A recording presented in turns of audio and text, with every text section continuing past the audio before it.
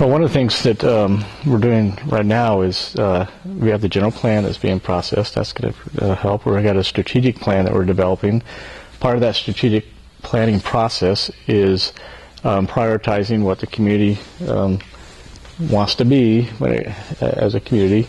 We've done that through, the council did that initially, then we did it through public forums. The second piece of that strategic plan is a strategic budget. And that strategic budget then needs to match the strategic planning that's been identified, what the community's identified as the priorities. Even when we do that, we try to line them up and align them and match it, there's not going to be enough to do everything that everybody wants. And so that's when, to me, the real tough decisions start coming down is we know the community wants A through F, and the others aren't a priority. How do we, but we can't afford them all. How do we do that? And so, to me, I'm sorry, I should put this away. I think we need to focus on the essentials, and the essentials is public safety, to me, number one. Number two is public works. We got to make sure we have water and sewer.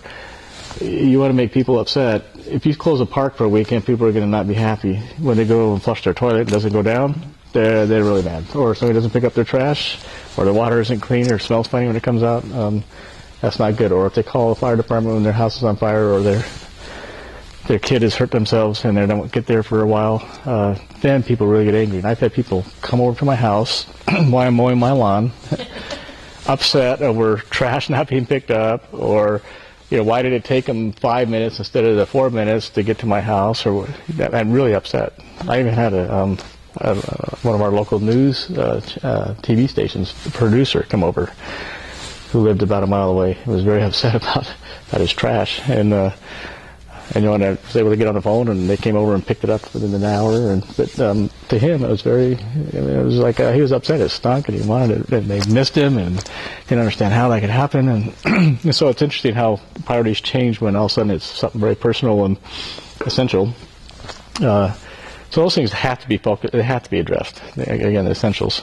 As far as specifically the budget, I think that this year we're going to have to look at. We're going to have to probably look at furloughs. We're going to have to look at.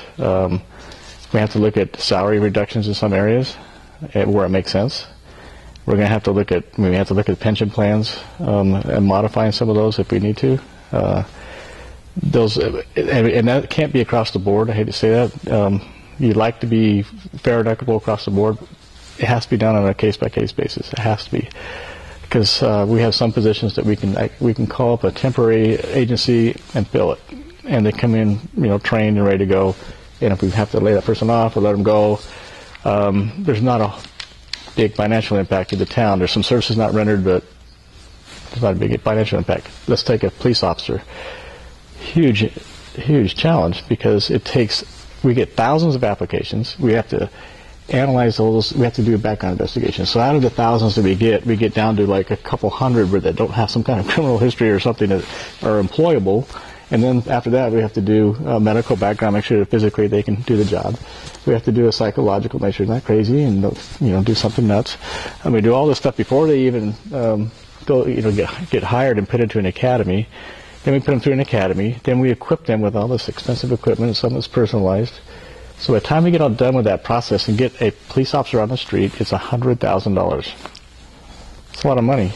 And if we lose that person because he jumps ship and goes to another city, because he or she can make $2,000 or $3,000 more dollars by going to Peoria, and we lose them, well, we not only lose that service, now we have to go find another person to replace that cop, and that's another $100,000. Well, does that make sense? To me, it doesn't.